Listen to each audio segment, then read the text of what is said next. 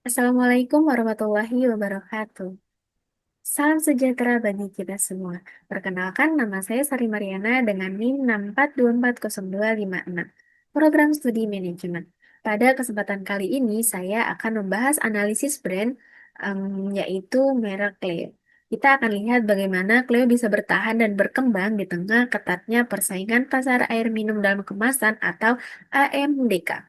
Mulai dari sejarah, posisi pasar, keunggulan produk, sampai strategi pemasaran. Oke, sejarah dari Cleo ini sendiri yaitu Cleo berdiri sejak tahun 2004 dengan pabrik pertama di Pandaan.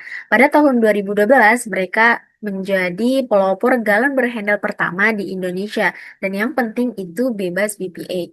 Di tahun yang sama juga mereka meluncurkan kemasan ramah lingkungan yaitu EcoSafe dan sejak tahun 2014 Cleo juga konsisten meraih Top Brand Awards setiap tahun.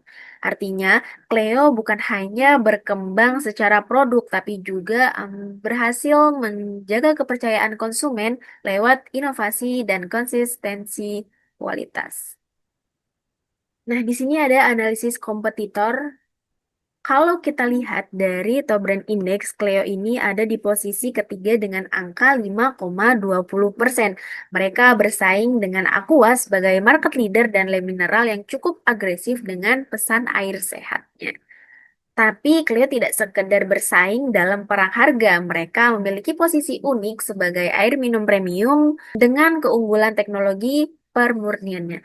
Jadi mereka tidak head to head dengan Aqua, tapi membuka ruang sendiri di pasar.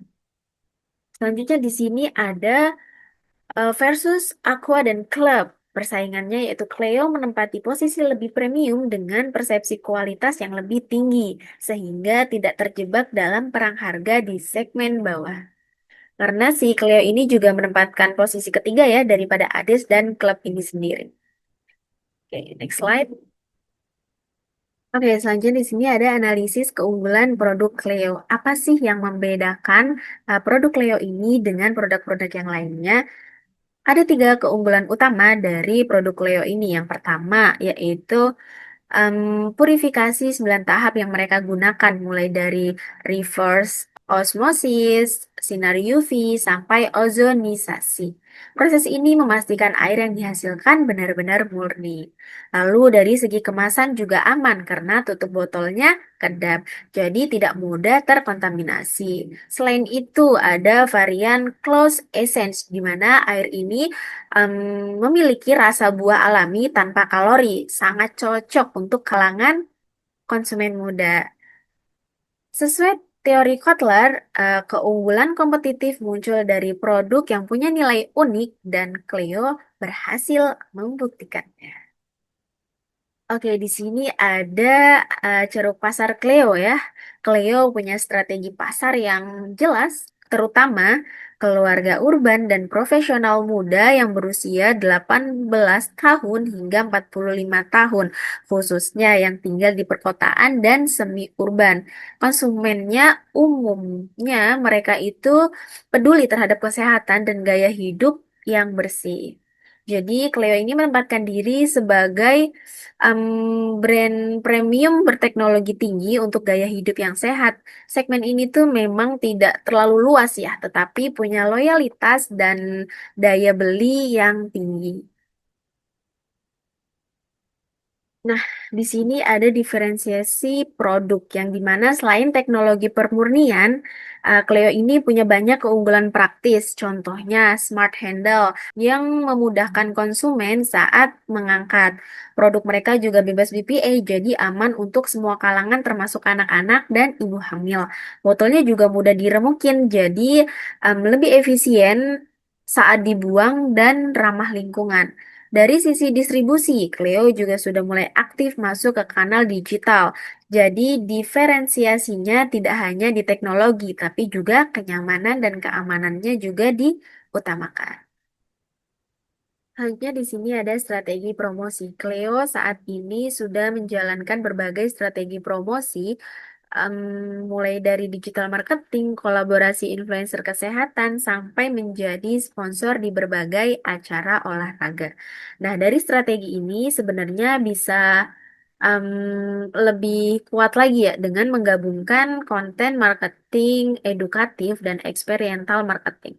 Sesuai dengan engagement marketing teori, konsumen sekarang aktif mencari informasi dan cenderung lebih percaya pada merek yang terbuka dan informatif. Cleo sendiri juga sudah punya pondasi yang bagus lewat event olahraga seperti Cleo Smart Run 5K. Strategi ini bisa dikembangkan dengan menghadirkan booth yaitu Pure Water Bar, di mana tempat peserta bisa langsung mencoba air murni Cleo sambil mendapatkan penjelasan ringan tentang proses-proses pemurnian 9 tahapnya. Dengan cara ini, Cleo tidak hanya sekedar tampil lewat logo di acara, tetapi juga memberikan pengalaman langsung yang kuat dan mudah diingat oleh konsumen. Oh, selanjutnya di sini ada bauran promosi. Promosi Cleo ini cukup lengkap. Mereka menggunakan billboard dan media sosial, promo hadiah, terus ada event sponsorship, direct marketing, live commerce, CSR untuk PR, dan tentu saja word of mouth dari konsumen. Yang paling kuat itu kombinasi PR dan testimoni konsumen. PR membangun kredibilitas, sementara testimoni memperkuat kepercayaan. Sehingga sinergi ini membuat promosi Cleo lebih efektif dan natural. Oke, next slide. Kalau kita lihat lewat brand equity, Cleo ini punya brand equity yang solid di semua level ya. Namanya mudah diingat, logo dan warna biru putih ini menggambarkan atau melambangkan kemurnian. Dari segi makna merek, performannya konsisten dan citranya modern. Konsumen juga punya persepsi positif dan rasa aman terhadap produk ini. Loyalitasnya pun kuat karena Cleo tidak hanya menjual air, tapi juga menilai kemurnian dan kepercayaan. Oke, jadi kesimpulannya dari semua analisis, Cleo punya posisi strategis sebagai air minum premium berbasis teknologi pemurnian. Ada tiga pilar utama kesuksesan dari si Clio ini. Yang pertama, diferensiasi produk yang sulit ditiru. Yang kedua, segmentasi pasar yang jelas. Dan yang terakhir, strategi komunikasi yang terintegritas. Untuk terus tumbuh, Clio perlu menjaga inovasi dan citra premium sambil memperluas pasar tanpa kehilangan jati diri merek. Oke, berikut daftar pustaka dari analisis yang tadi dijelaskan itu bersumber dari ini ya. Yang pertama ada Indo Premier, terus juga ada buku dari si Kotler.